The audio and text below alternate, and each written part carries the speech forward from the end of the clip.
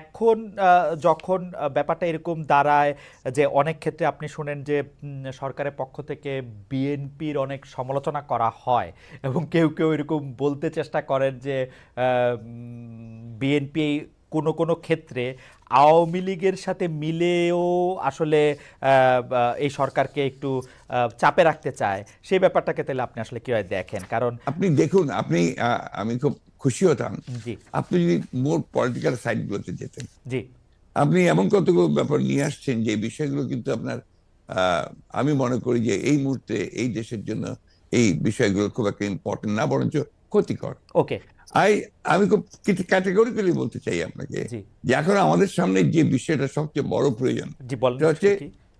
সেটা হচ্ছে যে একদম peaceful transition two democracy. And এটা হচ্ছে সবচেয়ে বড় প্রয়োজন। ওকে এবং তার জন্য যে সংস্কারগুলো করা দরকার, হুম সেই সংস্কার করার জন্য সময়টুকু নেওয়া। আমরা ওকে ওই দিকে যেতে পারলে আমরা মনে করি যে জাতির যে চ্যালেঞ্জ মোকাবেলা করছে সেটাকে বহুলাংশে সম্ভব হবে আপনার নেওয়া। একই সঙ্গে আমরা সামনের দিকে এগিয়ে যেতে পারবো। তাহলে কি আপনি সংস্কার নিয়ে একটু কথা বলবেন? কিন্তু আমি আসলে সংস্কার নিয়ে যখন কথা বলতে চাই তখন তো আসলে একটা টাইমলাইন আমার জানতে হবে যে আসলে আপনার সংস্কারের না জন্য না, আপনার আপনার জানতে হবে, কিন্তু আমি তো দিতে নাও পারি। জি জি জি জি সেটি আপনি আপনার না জানাটা তো আমার কাছে খুব বেশি ইম্পর্টেন্ট না।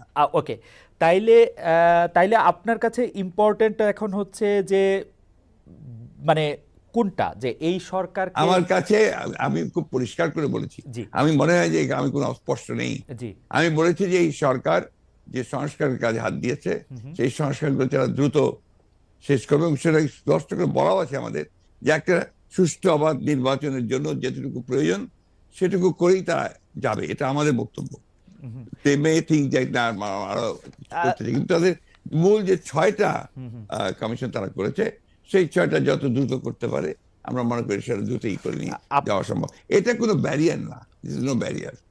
ওকে আপনি কি মনে করেন যে নির্বাচন সুষ্ঠু করার জন্য সংবিধানে উপপ্রধানপতি উপরাষ্ট্রপতি দুইবারের বেশি প্রধানমন্ত্রী না হওয়া সংসদ উচ্চ কক্ষ এগুলি খুব গুরুত্বপূর্ণ মানে এগুলি না আপনার কি না, মনে আপনি আপনি জিনিসটার ব্যাখ্যাটা বোধহয় এমন মনে হয় যে আপনি হুম আপনার মতো করে দিচ্ছেন। হুম হুম ব্যাখ্যা দিচ্ছি আমরা ব্যাখ্যা করতেছি যেটা সবাই সবাই আমরা যেটা লক্ষ্য করেছি, হুম সেটা আমরা দেখেছি যে আপনার বাংলাদেশের যে রাষ্ট্র কাঠামো, যেটা জি আহ, বারবার পরিবর্তন হয়েছে হুম হুম ৭২ সাল থেকে আপনার কিছুদিন আগে পর্যন্ত শেখ হাসিনা সেটাকে আপনার তছনছ করে দিয়েছে। হুম এটাকে একটা স্ট্রাকচার আনা দরকার।